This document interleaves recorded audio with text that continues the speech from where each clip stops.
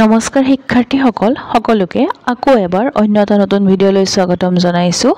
আজি আমি আলোচনা কৰিম তোমালোকৰ শিক্ষা পাঠ্যপুথিৰ অধ্যায় 5 স্মৃতি আৰু বিস্মৃতিৰ যি প্ৰশ্নাৱলী আছে সেই প্ৰশ্নাৱলীৰ যোনসমূহ প্ৰশ্ন আগৰটো ভিডিঅ'ত আলোচনা কৰা নহল সেই প্ৰশ্নসমূহ আজি এইটো ভিডিঅ'ত আলোচনা কৰা হ'ব। এইটো পাৰ্ট 2 ভিডিঅ' আৰু ইয়াৰ আগতে আমি এটা পাৰ্ট 1 ভিডিঅ' আপলোড কৰিছো। তোমালোকে যদি হেতু ভিডিঅ' চোৱা নাই চাই ল'ব, লিংকটো মই ডেসক্ৰিপচন বক্সৰ লগতে এণ্ড স্ক্ৰিনত লগাই দিম। আৰু এতিয়া পলম নকৰি ভিডিঅ'টো আৰম্ভ কৰো বলা। ভিডিঅ'টো আৰম্ভ কৰাৰ আগতে ষ্টুডেণ্ট এজনক ধন্যবাদ দিব বিচাৰো। তেওঁ হৈছে সুদৰ্শন বৰা। তেওঁ ইমানবোৰ কমেন্ট কৰিছে ভিডিঅ' পাৰ্ট 2 টো লাগে আৰু এই ভিডিঅ'টো তেওঁৰ ওপৰতে সমৰ্পিত। আৰু এতিয়া পলম নকৰি প্ৰশ্নৰ উত্তৰসমূহ আলোচনা কৰো বলা। 11 নম্বৰ প্ৰশ্নৰ পৰা আছিল। আজি 10 নম্বৰ প্ৰশ্নলৈকে ইতিমধ্যে আলোচনা কৰিলো, গতিকে তোমালোকে আগৰ ভিডিঅ'টো চাই ল'বা। আজি 11 নম্বৰ প্ৰশ্নৰ পৰা আলোচনা কৰিম। উদাহৰণ সহ ব্যাখ্যা কৰা। ক নম্বৰ দিছে স্মৃতিৰ বাবে বিস্মৃতিৰ প্ৰয়োজন। উত্তৰ তোমালোকে লিখিব লাগে, আলোচনা কৰিব লাগে, মানে এইটো ব্যাখ্যা কৰিব লাগে। গতিকে তোমালোকে লিখিব পাৰা কি বুলি যে স্মৃতি আৰু বিস্মৃতি এটা আনটোৰ লগত গভীৰভাৱে সম্পৰ্কিত বা গভীৰভাৱে জড়িত। এটাক বাদ দি আনটোৰ আলোচনা সম্পূৰ্ণ হ'ব নোৱাৰে। বিস্মৃতি হৈছে স্মৃতি কাৰ্যৰ বাবে অতি লাগতিয়াল তথা প্ৰয়োজনীয় কথা, কাৰণ ব্যক্তিৰ মনত অতীত অভিজ্ঞতা সংৰক্ষণৰ স্বাভাৱিকতে এক সীমাবদ্ধতা থাকে। মানে আমাৰ মনত আমি কিমান দূৰ কথা মনত ৰাখিব পাৰিম তাৰ এটা সীমাবদ্ধতা থাকে বুলি কৈছে। সেইবাবে তেওঁৰ দৈনন্দিন জীৱনৰ অভিজ্ঞতাবোৰ অনাৱশ্যকীয় আৰু আমনিদায়ক অংশ বিস্মৃতি যোগে চেতন মনৰ পৰা আঁতৰ কৰা হয়।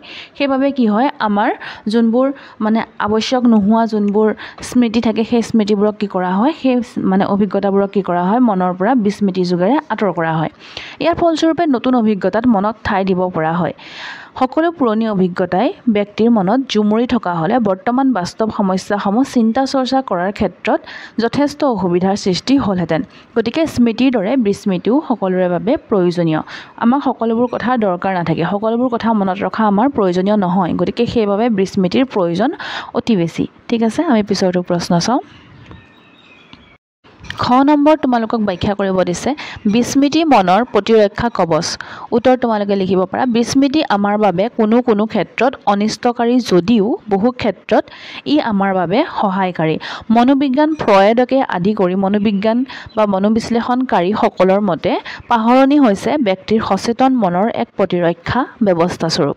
কাৰণ তেওঁলোকৰ মতে ব্যক্তিৰ অশান্তি বা দুখদায়ক অভিজ্ঞতাবোৰক পাহৰণিৰ দ্বাৰা সচেতন মনত তাৰ প্ৰৱেশ আৰু তাৰ প্ৰভাৱৰ পৰা মুক্ত কৰি ৰখা হয়। অৰ্থাৎ বিস্মৃতিৰ এই প্ৰতিৰক্ষা ব্যৱস্থাৰ যোগে সচেতন মনক বিঘিনিমুক্ত কৰি ৰাখিব পাৰি। পিছৰটো চাওঁ। গ নম্বৰতে তোমালোকক আলোচনা কৰিব দিছে স্মৃতি আৰু বিস্মৃতি একেটা মুদ্ৰাৰে দুটা পিঠি সদৃশ। তোমালোকে উত্তৰত লিখিব পাৰা স্মৃতি আৰু বিস্মৃতি এটা আনটোৰ লগত গভীৰভাৱে জড়িত। এটাক বাদ দি আনটোৰ আলোচনা সম্পূৰ্ণ হ'ব নোৱাৰে।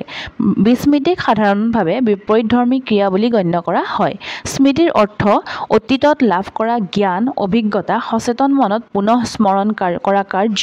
অতীত অভিজ্ঞতা পুনঃ স্মৰণৰ অসামৰ্থ্যই হৈছে পাহৰণি বা বিস্মৃতি। তোমালোকে যদি 1 নম্বৰৰ কাৰণে আহে বিস্মৃতি বুলিলে কি বুজা, তোমালোকে উত্তৰত লিখিব পাৰা অতীত অভিজ্ঞতা পুনঃ স্মৰণৰ অসামৰ্থ্যতাই হৈছে পাহৰণি। ঠিক আছে, আমি পিছৰটো প্ৰশ্ন চাওঁ। 12 নম্বৰ প্ৰশ্নত তোমালোকক দিছে তলত দিয়া সমূহৰ ওপৰত চমু টোকা লিখা বা চমুকৈ লিখা। এই সমূহৰ ওপৰত চমুকৈ লিখিব দিছে। কি কি দিছে? স্মৃতিৰ প্ৰতিৰূপ, চিনাক্তকৰণ, পশ্চাদমুখী প্ৰতিৰোধ, পাহৰণিৰ দৈহিক কাৰণ, অৱদমন, সংৰক্ষণ, যুক্তিসংগত স্মৃতি। পশ্চাদমুখী প্ৰতিৰোধ দেই এইটো। তাৰপিছত আমি উত্তৰত লিখিব পাৰোঁ। প্ৰথমতে আমি স্মৃতিৰ প্ৰতিৰূপটো লিখিম।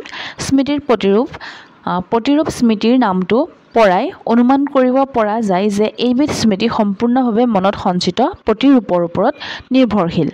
এই প্ৰতিৰূপ স্মৃতিৰ লাভৰ বাবে অতীত অভিজ্ঞতা বা শিক্ষণ প্ৰতিৰূপসমূহ মনত সঞ্চিত হোৱাৰ নিতান্তই প্ৰয়োজন। এনেবোৰ কাৰণৰ বাবে প্ৰতিৰূপ স্মৃতিক প্ৰকৃত স্মৃতি বোলা হয়।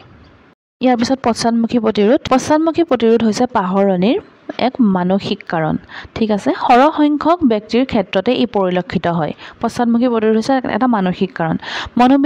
মনোবিদ এছ চৌহানৰ মতে পশ্চাদমুখী প্ৰতিৰোধৰ অৰ্থ হ'ল কিবা এটা প্ৰতিৰোধ কৰিবৰ কিবা এবিধে পশ্চাদমুখী হৈ ক্ৰিয়া কৰে। মানে কিবা এটা প্ৰতিৰোধ কৰিবৰ বাবে কিবা এবিধে পশ্চাদমুখী হৈ ক্ৰিয়া কৰে তেতিয়া কি হয় পশ্চাদমুখী প্ৰতিৰোধ হয় বুলি কৈছে তাৰ পিছতো কৈছে অৱদমন স্মৃতি ক্ৰিয়াত পেলোৱা অচেতন মনৰ অসুস্থ প্ৰভাৱৰ এক অতি পৰিচিত অভিজ্ঞতা হৈছে অৱদমন মানে আমাৰ স্মৃতি ক্ৰিয়াত অচেতন মনে যোনটো প্ৰভাৱ পেলায় অসুস্থ প্ৰভাৱ পেলায় তাৰ এটা অভিজ্ঞতা হৈছে কি অৱদমন মনোবিদ ফ্ৰয়ডৰ মতে অৱদমন হৈছে মনৰ এবিধ সক্ৰিয় আৰু ইচ্ছাকৃত বিস্মৃতি ক্ৰিয়া ইয়াৰ পিছত সংৰক্ষণ শিক্ষণৰ পৰৱৰ্তী মানসিক প্ৰচেষ্টা হৈছে শিক্ষণ অভিজ্ঞতাক প্ৰতিৰূপ আকাৰে মনত সংৰক্ষণ কৰা এইটো শিক্ষণ কেৱল শিক্ষণেই স্মৃতিৰ কাৰণে যথেষ্ট নহয় যিবোৰ কথা শিকো এইটো আমি যিবোৰ কথা শিকো সেইবোৰ স্বাভাৱিকভাৱে মনত ৰাখিবলৈ চেষ্টা কৰোঁ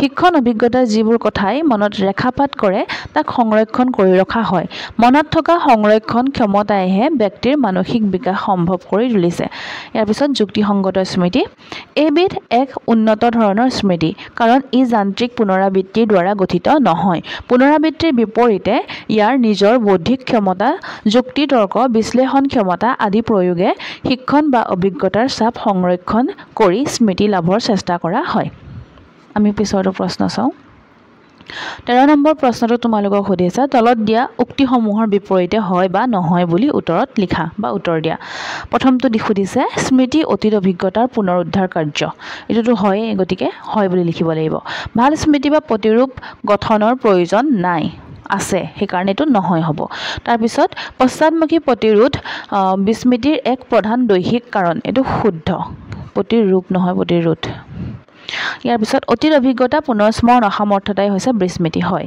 মনৰ সংৰক্ষণ ক্ষমতা আহৰণ কৰিব পাৰি নহয় মনৰ সংৰক্ষণ ক্ষমতা আহৰণ কৰিব নোৱাৰি অনুসংগমূলক আৰু মুখস্থ স্মৃতিৰ মাজত পাৰ্থক্য নাই আছে সেইকাৰণে এটো নহয় হ'ব আমি পিছৰটো প্ৰশ্ন চাওঁ ইয়াৰ পিছত তোমালোকক সুধিছে পাৰ্থক্য দৰ্শোৱা ক নম্বৰটো দিছে প্ৰতিৰূপ আৰু অভ্যাস স্মৃতি তোমালোকে উত্তৰ লিখিব পাৰা অভ্যাসৰ দ্বাৰা বাৰে বাৰে অনুশীলন কৰি কোনো এটা বিষয় পুনৰ স্মৰণ কৰাৰ যি স্মৃতি তাকে অভ্যাস স্মৃতি বোলা হয় আনহাতে দৈহিক ক্ৰিয়াৰ ওপৰত নিৰ্ভৰ নকৰি অৰ্থাৎ বাৰে বাৰে অনুশীলন কৰি অভ্যাস গঠন নকৰাকৈ স্বতন্ত্ৰভাৱে শিক্ষণীয় বিষয়ৰ সৈতে অৰ্থাৎ উপলব্ধি আৰু মানসিক প্ৰচেষ্টাৰে যি প্ৰতিৰূপ মনত গঢ়ি তোলা হয় তাকে প্ৰকৃত স্মৃতি বোলে এটো অৰ্থাৎ ইয়াক প্ৰতিৰূপ স্মৃতি বোলা হয় ইয়াৰ বাবে উচ্চমান বিশিষ্ট বৌদ্ধিক ক্ষমতাৰ প্ৰয়োজন কিন্তু অভ্যাস স্মৃতিৰ ক্ষেত্ৰত উচ্চমান বৌদ্ধিক ক্ষমতাৰ প্ৰয়োজন নাই আনহাতে প্ৰকৃত স্মৃতি অভ্যাস স্মৃতিতকৈ বেছি স্থায়ী ইয়াৰ পিছত তোমালোকক দিছে পুনঃস্মৰণ আৰু প্ৰত্যাভিজ্ঞাৰ মাজত পাৰ্থক্য লিখিবলৈ তোমালোকে লিখিব পাৰা উত্তৰত পুনঃস্মৰণ আৰু প্ৰত্যাভিজ্ঞা হৈছে দুটা স্মৃতিৰ উপাদান বা স্মৃতি প্ৰক্ৰিয়া পুনঃস্মৰণ হৈছে সংৰক্ষিত পূৰ্ব অভিজ্ঞতাৰ প্ৰতিৰূপৰ সহায়েৰে সচেতন মনত পুনৰুদ্ধাৰ কৰা বা ঘূৰাই পোৱা কাৰ্য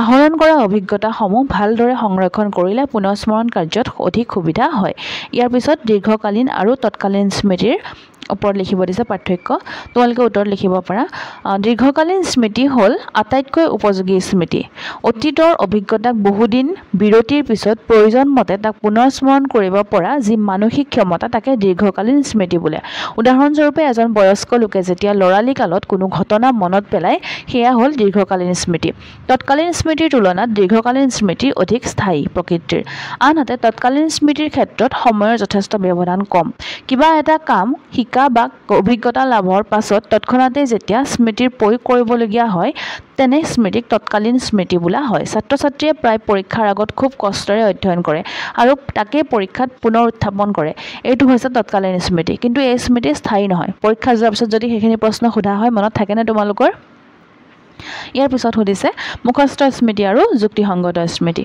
তোমালোকে উত্তৰ লিখিব পাৰা মুখস্থ স্মৃতি যুক্তিপূৰ্ণ স্মৃতিৰ বিপৰীত ধৰ্মী ইয়াৰ কেৱল মৌখিকভাৱে পুনৰাবৃত্তি কৰি কোনো শিক্ষণ বা অভিজ্ঞতা চাপ মনত ৰাখি তাৰ স্মৃতি পাবলৈ যত্ন কৰা হয় এনেদৰে মৌখিক বা পুনৰাবৃত্তিৰ ওপৰত নিৰ্ভৰশীলভাৱে এই স্মৃতিক মৌখিক বা মুখস্থ স্মৃতি বোলা হয় এই স্মৃতি স্থায়ী নহয় আনহাতে যুক্তিপূৰ্ণ স্মৃতি হৈছে উন্নত ধৰণৰ স্মৃতি যিকোনো বিষয়বস্তু ভালদৰে শিকি হৃদয়ংগম কৰি যি স্মৃতি লাভ কৰা হয় সেয়ে যুক্তিযুক্ত স্মৃতি শিক্ষাৰ্থীসকলে সাধাৰণতে গণিতৰ সমস্যা সমাধান কৰোঁতে কম্পিউটাৰ শিকোতে বা বিজ্ঞানকাৰত যেতিয়া তেওঁ নানান ধৰণৰ পৰীক্ষা নিৰীক্ষা চলায় তেতিয়া এইবিধ স্মৃতিৰ প্ৰয়োগ কৰে এইটোৱে আছিল আজি শেষৰটো প্ৰশ্ন। গতিকে তোমালোকে ভিডিঅ'টো চাই কেনে পালা কমেণ্ট বক্সত নিশ্চয়কৈ লিখি জনাবা আৰু লগতে ভিডিঅ'টো এটা লাইক কৰিবা আৰু চেনেলটোত যদি প্ৰথমবাৰৰ বাবে আহিছা তেনেহ'লে চেনেলটো ছাবস্ক্ৰাইব কৰি লগতে বেল আইকনটো হিট কৰি থবা আৰু লগৰ বন্ধু বান্ধৱীৰ সৈতে ভিডিঅ'টো শ্বেয়াৰ কৰিবলৈ নাপাহৰিবা আৰু ভিডিঅ'টো ইমানলৈকে চোৱাৰ বাবে বহুত বহুত ধন্যবাদ।